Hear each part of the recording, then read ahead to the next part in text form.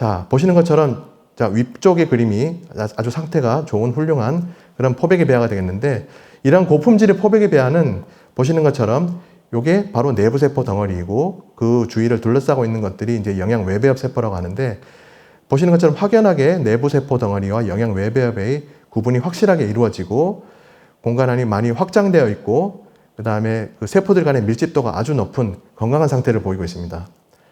반면에 아래쪽이 약간 좀 저품질의 그런 포백의 배아가 되겠는데, 자, 그림 A번처럼 영양 외배엽의 상태가 많이 저조하거나, B번 그림처럼 위쪽 그림과는 다르게 내부세포 덩어리 존재가 거의 보이지 않는 그런 형태, 아니면 C번처럼 셀들의 구분은, 그 세포들의 구분은 할 수가 있는 상태지만 확장이 전혀 되지 않아서 발달 상태가 저조한 그런 배아의 특징을 보이고 있습니다. 자, 이제 보시는 것들은 이제 5일째 배아를 쭉 보시게 되는데, 자, 왼쪽 그림부터요. 말씀드린 것처럼 포배강이 형성되면서 이제 확장을 시작하는 초기 배반포 배아, 5일 배아가 되겠고, 두 번째는 확장이 많이 진행된 이제 상태가 우수한 3AA 등급의 배아, 확장 정도는 3 정도가 되겠고, 내부세포 덩어리, 그 주위를 둘러싸고 있는 것들이 영양 외배엽 세포, 이렇게 구분이 갈 정도의 상태가 훌륭한 3AA 배아가 되겠고요. 그 옆은 그 영양 외배엽의 상태가 옆에 그림과는 조금 대조될 정도로 상태가 떨어지는 3AB 배아. 그 밑에 왼쪽 그림은 내부세포 덩어리나 영양 외배엽 상태가 A 등급까지는 갈 수가 없고 약간 좀 품질이 떨어지는 BB 등급의 배아. 그 옆은 세포들의 상태가 많이 떨어지는 CC 등급의 배아라고 보시면 되겠습니다. 이것도 마찬가지로 이제 5일째 배아인데, 앞서 보신 그 장면보다는 조금 더 확장이 많이 진행된 상태입니다. 두께가 많이 얇아진, 곧 이제 부화가 일어나기 직전에 그런 상태로 많이 진행된 배아라고 보시면 되겠고요.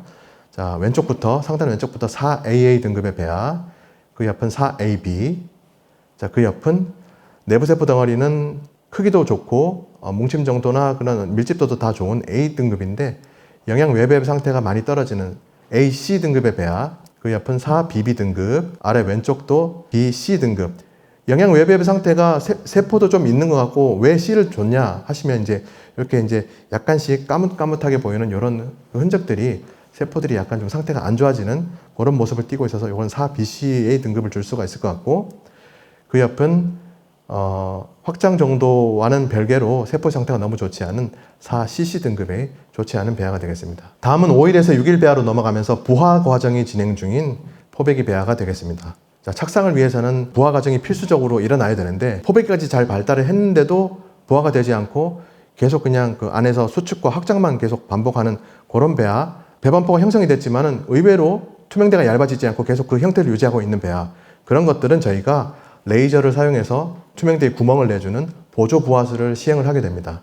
그림을 보시면요, 왼쪽 그림은 제가 가리키는 부분에 일부 부화가 시작되고 있는 상태가 아주 훌륭한 5AA 등급의 부화 중인 배아가 되겠습니다. 그리고 오른쪽 그림은 그 투명대가 많이 열리면서 본격적으로 부화가 진행 중인 그런 5AA 등급의 배아가 되겠고, 자, 그 다음 여기도 마찬가지로 이제 부화 중인 배반포인데, 자, 왼쪽은 우리가 흔히 배아 모양이 눈사람처럼 생겼다고 해서 눈사람 배아라고 부르는 5AA 등급의 최상급 배아가 되겠고, 그 옆에 그림은 자, 부화를 완전히 마쳤죠.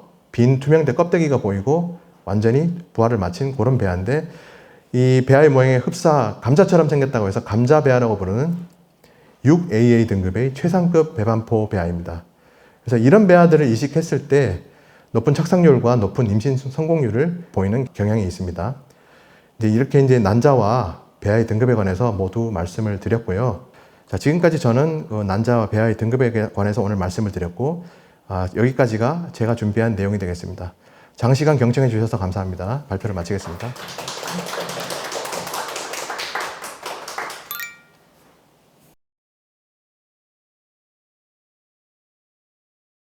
실제로 저희가 그 배아 이식을 하기 위해서 이제 준비를 하는 과정에 있다 보면은 어떤 것들이 있냐면은, 항상 좋은 배아만을 이식할 수는 없거든요.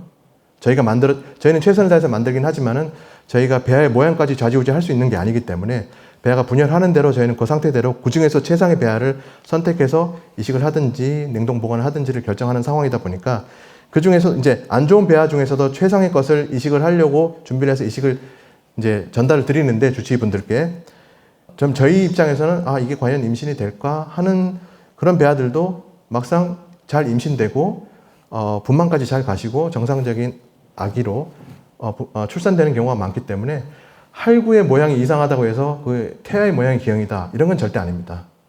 다만 지금 그 당시에 그 분열 상태가 그렇게 보일 뿐이지 최종적으로는 이제 착상하는 단계가 세포 분열 단계가 착상하는 것이 아니라 5일째, 6일째 배아, 배반포가 만들어지는 그 배반포 배아가 착상하는 것이기 때문에 그것들이 과연 정상적인 배반포로 발달이 갔는지 가지 못했는지에 따라서 이제 그런 것들이 지금 질문하신 부분들이 좌우될 수 있는 것이지 분열 당시의 모양이 좋다, 좋지 않다에 따라서 기형아가 나온다 그런 거는 절대 아닙니다.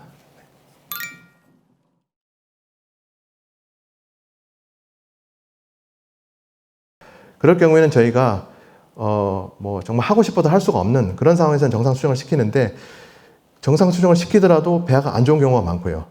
정상 수정을 시켰는데 배아가 좋은 경우도 있고 반면에 직접 주입법을 했는데 깔끔하게 좋은 배아가 막 많이 생기는 경우도 있고 난자는 엄청 많이 나왔지만 정자 주입법을 다 했는데도 4등급, 5등급 배아만 만들어지는 경우도 있고 그래서 어떤 것이 더 좋다, 어떤 것이 더 나쁘다라고 말씀드릴 수는 없습니다. 근데 아까 말씀드렸던 것처럼 어느 분 쪽에 어떤 문제가 더 있고 없고 그 차이로 이제 결정될 수 있지 않을까 저는 이제 그렇게 개인적으로 생각을 합니다. 네.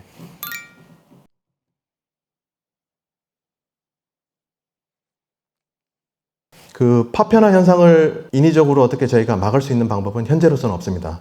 할구는 아닌데 할구처럼 보이는 작은 어떤 그런 세포질들이 계속 깨지면서 만들어지는 현상을 이제 파편화라고 하는 것이거든요. 여러 가지 연구 결과들, 설들이 많이 분분하긴 하지만은 현재까지 어떤 게 정확하게 파편화의 원인이라고 밝혀진 것도 없고 정설로 밝혀진 것도 없고 그렇다고 이걸 막을 수 있는 방법은 더더욱 아직까지는 없는 실정인데 그나마 파편화가 생기는 현상을 인위적으로 약간 좀 완화시켜 줄 수 있는 게 있다면 정자 직접 주입법 할 때처럼 가늘고 긴 피펫 그 유리침을 이용해서 파페나가 많이 일어난 그 배아에 투명대를 뚫고 들어가서 그 파페나들을 흡인해내는 그런 작업을 간혹 하기도 하는데